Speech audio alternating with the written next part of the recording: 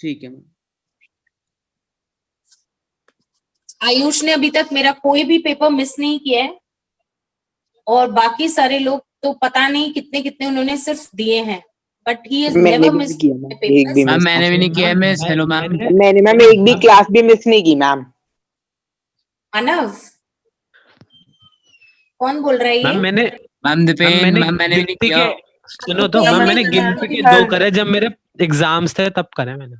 हाँ, मैम बस एग्जाम्स के लिए किया मैम, मैं तो हर क्लास भी लेता हूँ मैम, हर टेस्ट भी देता हूँ। सबसे ज्यादा इरेग्युलरिटीज इस बार गर्ल्स की है instead of the boys. Girls ज्यादा इरेग्युलर है। हाउएवर पूंजी रेगुलर है, एक्सेप्ट कि जब उसका कोई एग्जाम होता है, अदरवाइज पूंजी is always regular. Okay, coming back to age of revolutions. बेटा उससे पहले मैं आपको बता दूं, we were talking about the liberalist theory and we have spoken about economic and political liberalism, and then we spoke about the coming up of conservative rule after the death of Napoleon in the Battle of Waterloo, and then we said that whatever the conservative rule came, they were all very, very autocratic, and because they were autocratic, the revolutionaries reborn themselves. That is, they were again, because they had already seen that reforms can bring about changes in the European society under the rule of Napoleon. So they were still in the hope that more changes could be brought about, and hence when there was a rebirth of autocratic rule of the kings, there were certain revolutionaries who came up to the scene. After the Treaty of Vienna, which was signed in which year? 1815. Right, 1815. 1815, when the Treaty of Vienna was being signed, so many of the revolutionaries were very, very scared. They were scared because now they understood that again the autocratic rule would creep in. So they started forming certain secret societies. And the most important secret society was formed by, name that person.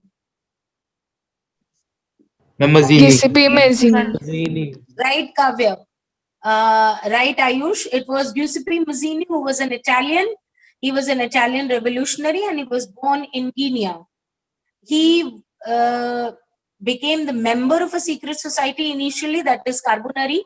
Carbonari was a secret society which he joined, but when he grew up, he was put behind the bars for joining a secret society and also for organizing a revolution in Liguria. तो जब उसको arrest कर लिया गया तो उसको लोग arrest होने के बाद क्राइम करना छोड़ देते हैं, बट वो तो क्राइम कर ही नहीं रहा था।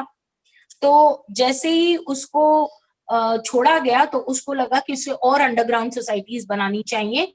तो instead of joining the Carbonari again, he found out his own secret society in the name of, name the secret societies formed by Young Italy.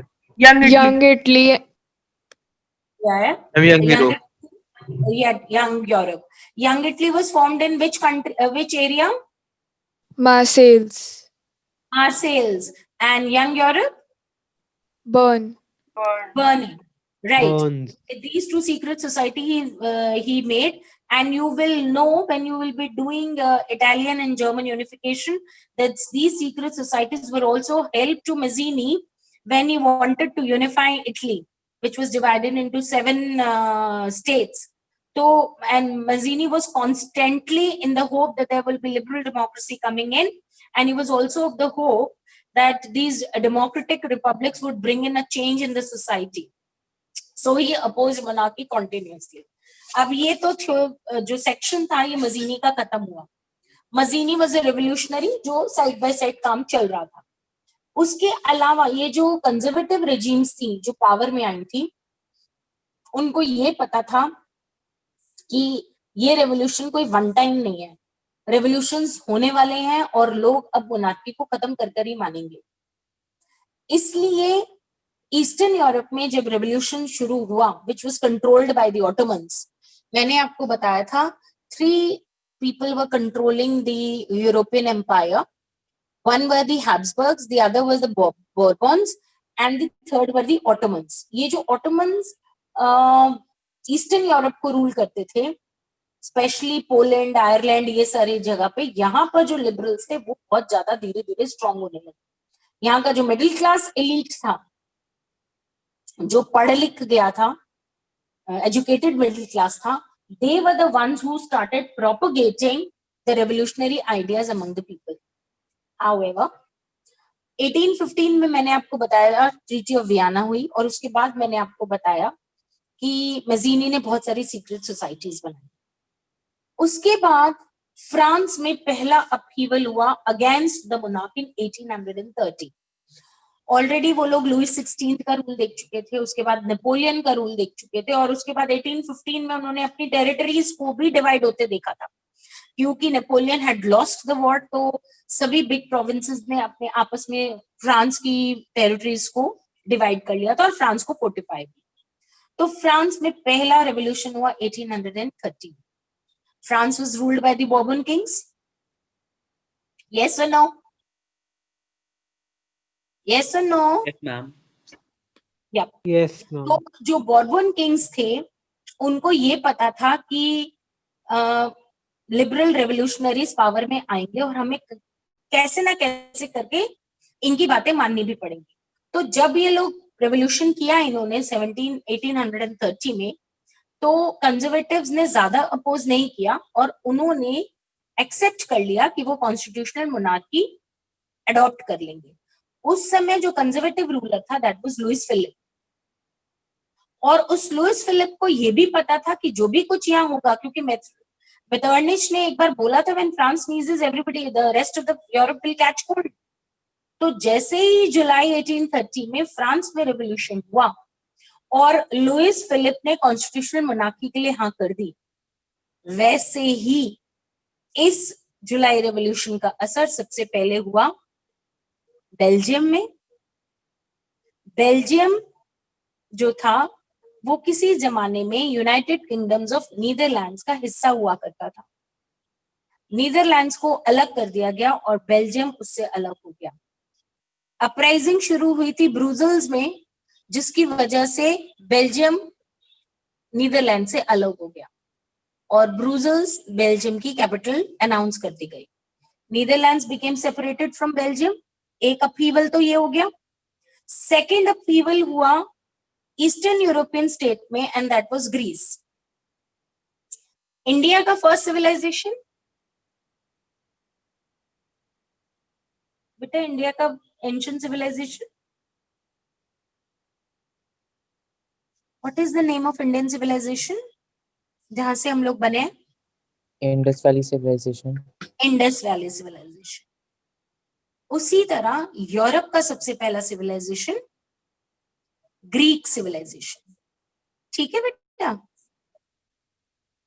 ठीक है बेटा? Yes, ma'am. Now, Greek civilization was the first civilization of Europe. So the entire Europe was having a very soft corner for the people of Greece. और Greek के जो लोग थे वो अपनी इंडिपेंडेंस की डिमांड ऑटोमन एम्पायर से बहुत सालों से कर रहे थे। ये स्ट्रगल और भी ज्यादा बढ़ने लगा जब 1815 में ट्रीटी ऑफ वियना के बाद सीक्रेट सोसाइटी स्प्रैंग अप होने लगी और रेवोल्यूशनरी आइडियाज आने लगे। 1821 में ग्रीस ने भी ऑटोमन एम्पायर से इंडिपेंडेंस की डिमांड की। उसको पूरे यूरोप ने सपोर्ट किया, इतना ज्यादा सपोर्ट किया कि जब रेवोल्यूशनरीज को ऑटोमन्स ने रेवोल्यूशनरी आइडियाज को खत्म करने के लिए इन लोगों को प्रिजनर्स बनाया, तो वहां पे बहुत सारे पोएट्स और आर्टिस्ट ने इनकी ओपिनियन को मोबिलाइज करने के लिए इनके नाम पर बहुत सारी पोम्स लिखी, ताकि वो और भी ज्यादा मोबिलाइज हो जाएं for the nationalism of Greeks. Lord Byron उस समय बहुत बड़े पोएट थे, उन्होंने फंड्स ऑर्गेनाइज किए ताकि ग्रीस अपनी वॉर ऑफ इंडिपेंडेंस में सक्सेसफुल हो जाए। Though he died, but in 1832, by the Treaty of Constantinople, Greece was declared as an independent country. आपको पता है एक ग्रीस की इंडिपेंडेंस से सारे लोग कितने ज्यादा मोबिलाइज हो जाएंगे। 1830 में ऑलरेडी फ्रांस में रेवोल्यूशन हो चुका था, 1832 में ग्रीस को इंडिपेंडेंस मिल गई. अब slowly and slowly others will also sprang up. लेकिन स्प्रैंगिंग ऑफ आइडियाज 1 मिनट में नहीं आते हैं. आपको बहुत सारी चीजें इंस्टिल करनी पड़ती हैं लोगों के अंदर. So the first installation is when you grow the idea of patriotism among the people. अभी तो लोगों को पता था हम इस लोकेलिटी में रहते हैं, ये लोकेलिटी हमारी है. Europe was not divided into nation states. लेकिन धीरे धीरे जब पेट्रियोटिज्म जागा, ट्रस्ट जागा, तो कल्चर ने सबसे बड़ा रोल प्ले किया in the idea of nationalising people, जिसे वो रोमांटिसिज्म का नाम देते हैं. But this romanticism was for the country of theirs. इसमें नेशनल सेंटिमेंट्स जागे और लोगों ने कहा कि जिस एरिया को हम बिलोंग करते हैं वो एरिया हमारा होना चाहिए. Rich culture of Europe was depicted by so many philosophers including a German philosopher with the name of John Gottfried Herder, and he claimed that true German culture was to be discovered among whom? The common Where people. can we see the true German culture? Das Walk. In the common people, Das Walk. जैसे इन nationalism in India के chapter में आपने पढ़ा था ना कि अगर nationalise होना है तो ट्रू नेशनलिस्ट आइडियाज आपको कहाँ मिलेंगे? विलेजेस में.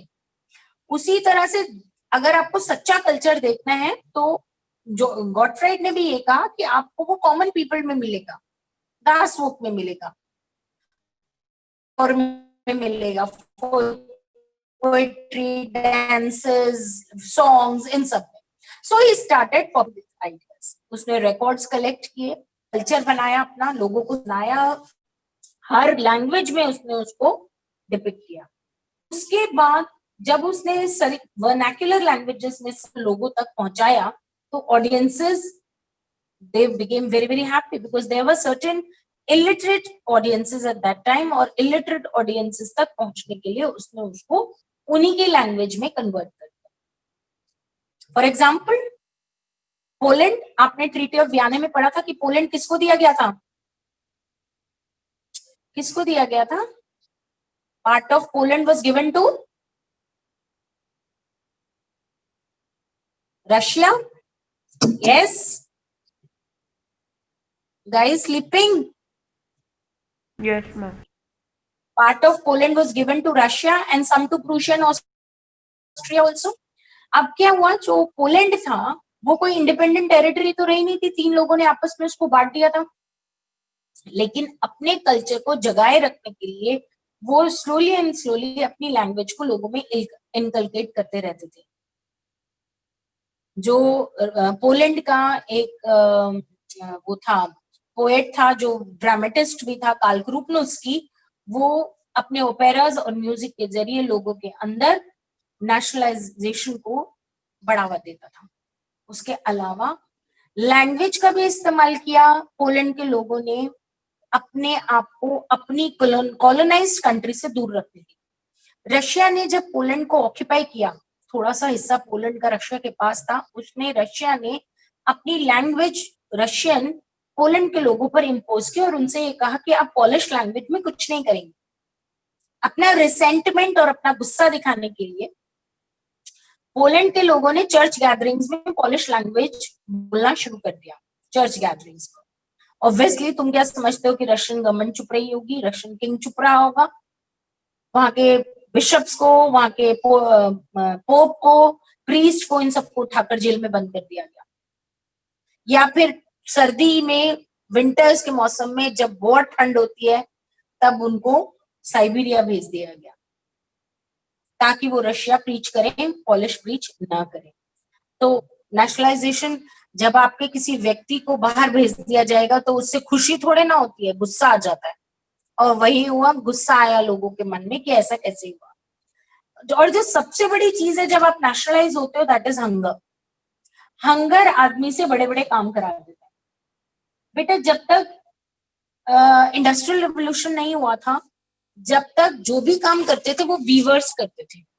What I am trying to say is, जो वीवर्स होते थे वो अपना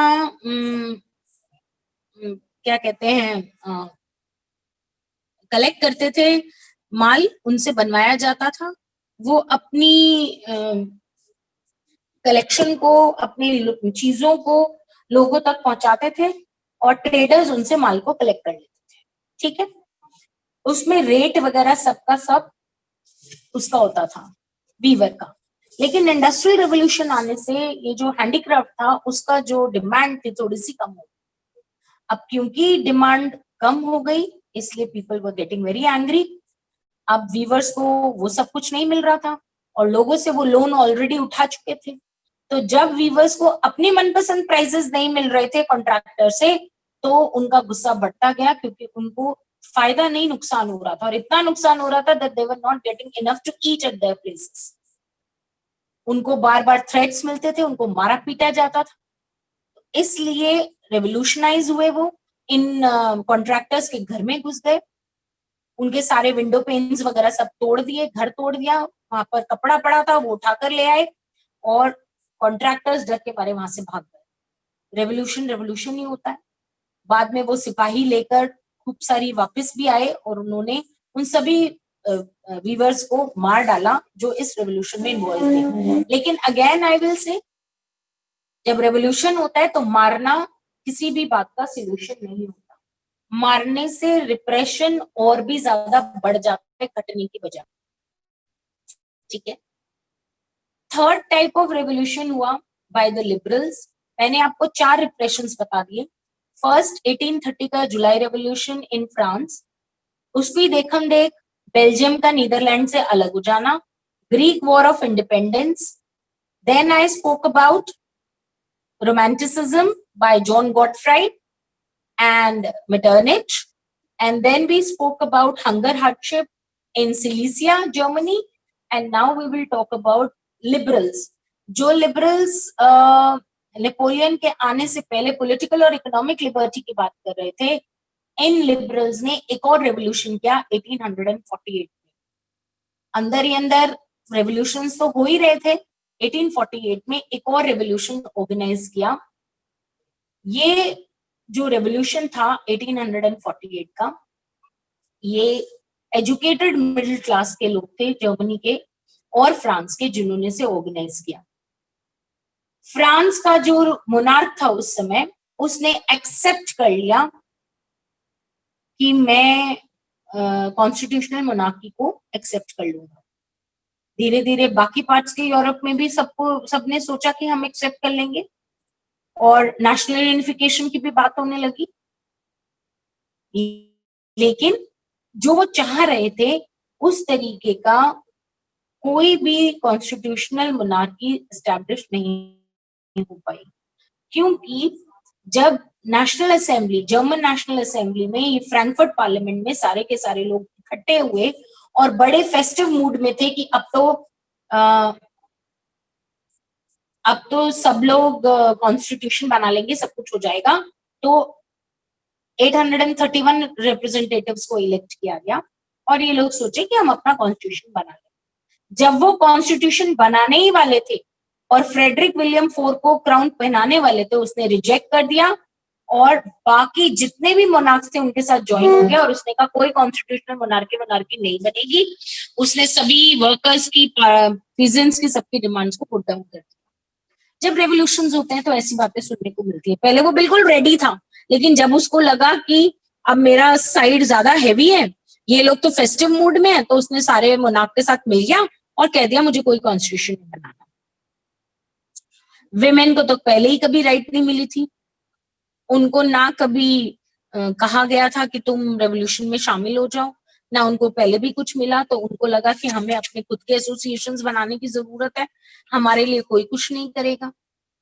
विमेन को पहले भी, जब लुई 16 के टाइम में भी आपने देखा था कि जो थर्ड एस्टेट के लोग थे उनको तो पीछे खड़ा कर दिया और विमेन को तो कुछ भी नहीं, उनको तो सिर्फ ऑब्जर्वर्स थी। तो शुरू से ही जेंडर डिस्क्रिमिनेशन भी देखने में आ रहा था। मोनार्क्स को ये बात पता चल गई थी कि रेवोल्यूशंस बहुत ज्यादा वाइड स्केल पर होने वाला है and people are going to get revolutionised any time. और जब ये सब हो रहा था, then happened a very big thing and that was the unification of Germany and Italy. German unification पहले भी कई बार ट्राई हो चुका था, जब प्रूशिया के जो किंग था फ्रेडरिक विलियम IV, उसको कॉन्स्टिट्यूशनल मोनार्की बनाने को कहा गया, तो उसने मना कर दिया था और सारे मोनार्क्स के साथ मिल गया। अब दोबारा प्रूशिया को लगा कि उनकी वजह से यूनिफिकेशन नहीं हुआ, तो अब तो वो यूनिफिकेशन करके ही छोड़ेंगे।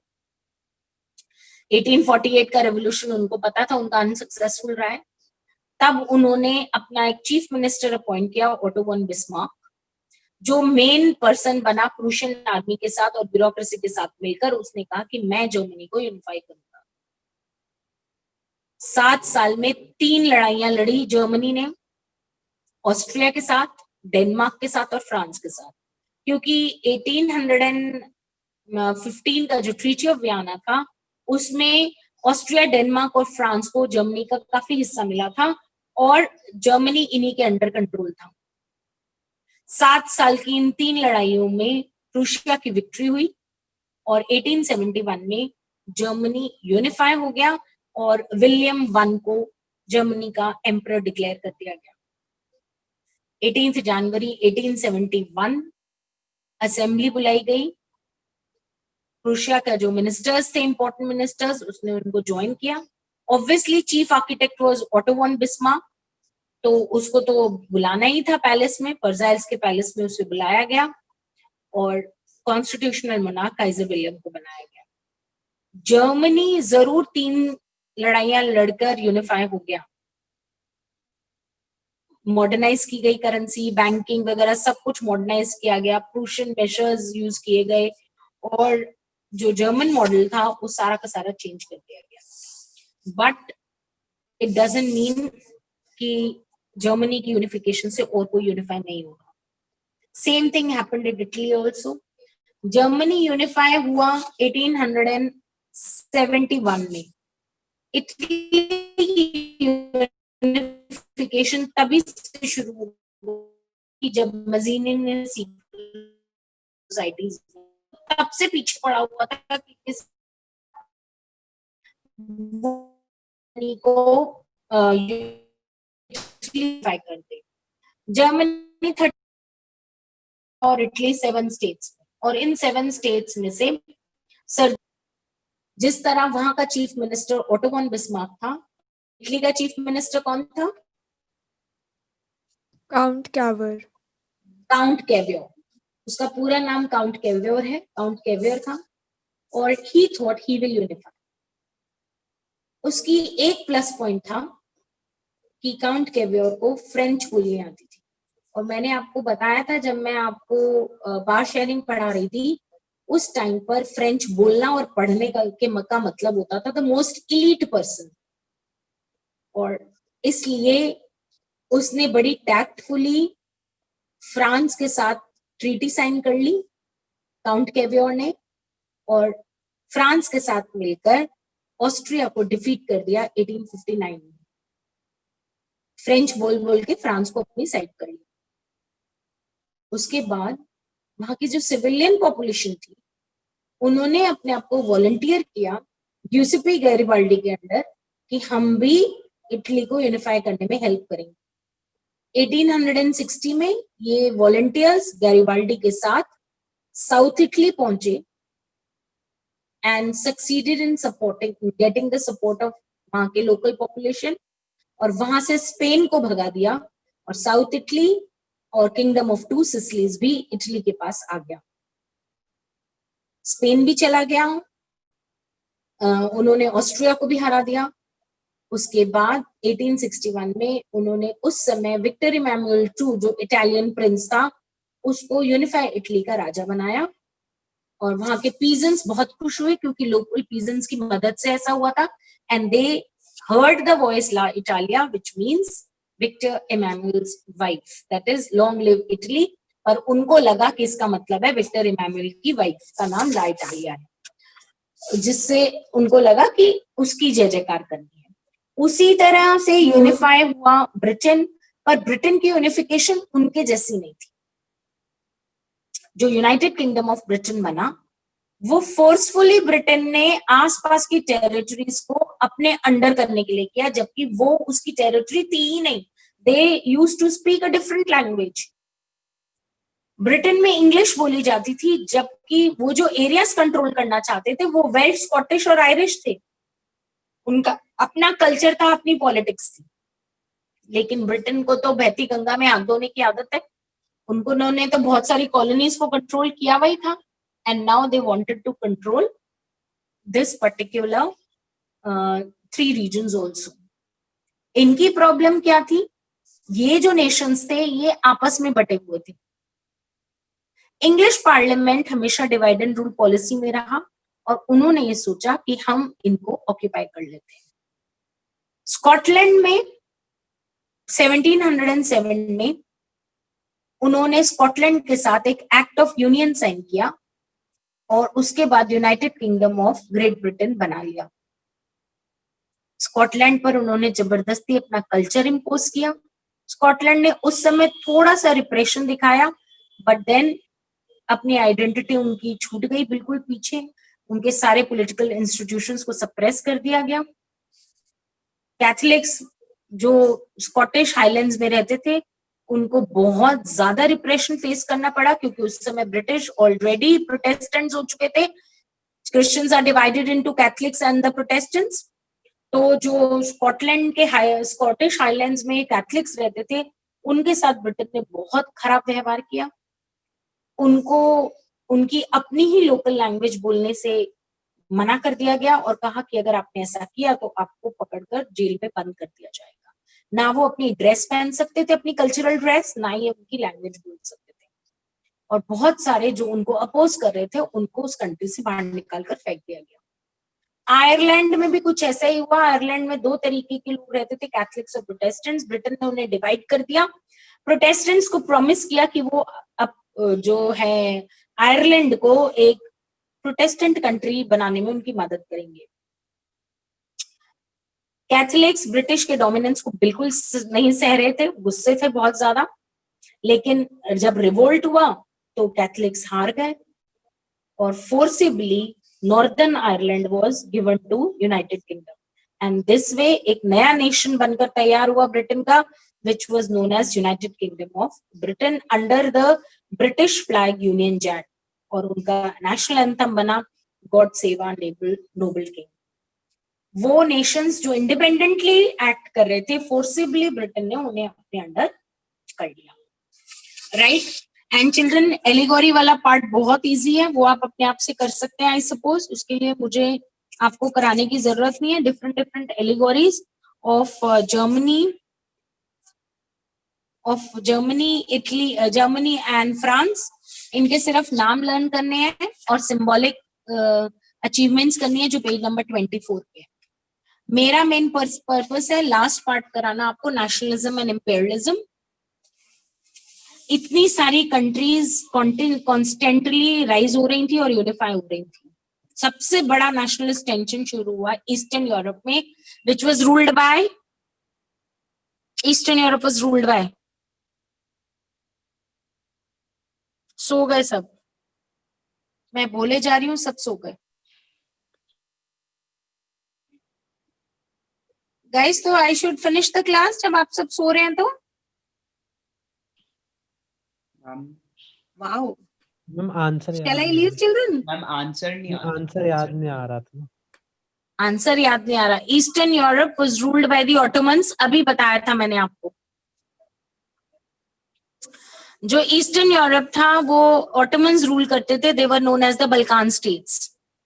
बल्कान स्टेट्स में अलग अलग कल्चर के बहुत सारे लोग रहते थे। Bulgaria, Albania, Greece, Macedonia, Croatia, Bosnia Herzegovina, Romania, Serbia, Montenegro, इनकी कम से कम 12 स्टेट्स थी और ये सारे के सारे ऑटोमन्स के पास थे। जो रोमांटिसिज्म यूरोप में डेवलप हो रहा था वो ईस्टर्न यूरोप तक भी उसकी हवा पहुंच रही थी। वो भी चाहते थे कि ऑटोमन एम्पायर से उनको छुटकारा मिल जाए। ग्रीस ने 1832 में ऑलरेडी अपनी इंडिपेंडेंस गेन कर ली थी। बाकी सारे बल्कान स्टेट्स भी धीरे धीरे मॉडर्नाइज हो रहे थे, रिफॉर्म हो रहे थे and they were also asking for independence. उन्होंने कहा हमें भी पॉलिटिकल राइट्स मिलनी चाहिए, हमारी भी नेशनैलिटी होनी चाहिए और हमें भी इंडिपेंडेंस चाहिए। तो नेशनलिज्म वहां ग्रू हुआ। अब बल्कान स्टेट्स की क्या प्रॉब्लम थी कि यूरोप की जो कंट्रीज थी वो भी चाहती थी कि बल्कान इंडिपेंडेंट हो जाए और सारा का सारा यूरोपियन बिग स्टेट्स को मिल जाए, यानी कि फ्रांस, जर्मनी, रशिया, ब्रिटेन, इन सबके हाथ में बल्कान स्टेट्स पड़ जाए। बल्कान स्टेट्स आपस में भी एक दूसरे से बहुत जेलस थी। वो चाहती थी कि सारा हर बल्कान स्टेट को लगता था मुझे और टेरिटरी मिल जाए और उससे मैं और ज्यादा प्रॉस्पर हो जाऊं।